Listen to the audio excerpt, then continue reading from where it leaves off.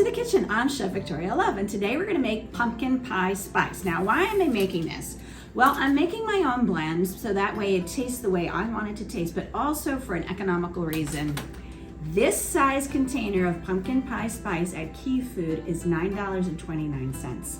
That is astronomical. And the reason is because pumpkin pie spice is very popular. However, I can get this gigantic thing of cinnamon for $9, and as you can see, where's the savings? Getting something like this instead of this. So we're gonna make our own, and my blend has cinnamon, nutmeg, ginger, and cloves, and it's very, very simple. And you should do this at home too. Save money. Why not? Everybody needs to. The cost of ingredients has skyrocketed, and we want to make sure everything is economical. So we're going to start off with 2 teaspoons of cinnamon, and this I just recently purchased. It smells wonderful. If you have cinnamon though that's been sitting in your cupboard for a while, make sure you smell it and it still smells good.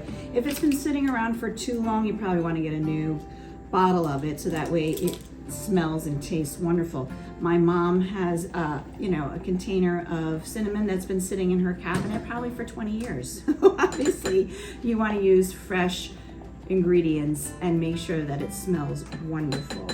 All right, and we're going to add 2 heaping teaspoons of cinnamon.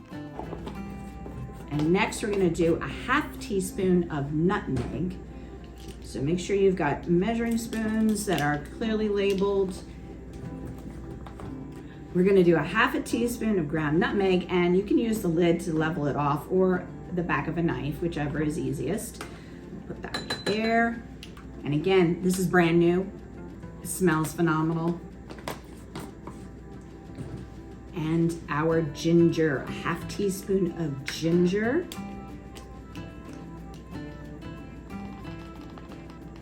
And again, the ginger, it can be a heaping 1/2 teaspoon. And our cloves, ground cloves.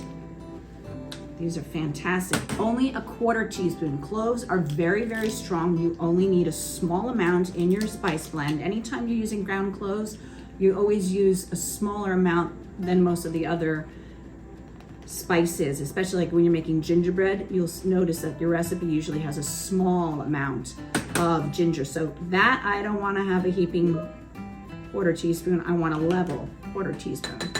All right, so now we have all of our spices mixed up, and we're just going to put them together in one bowl. So again, this is 2 teaspoons of ground cinnamon.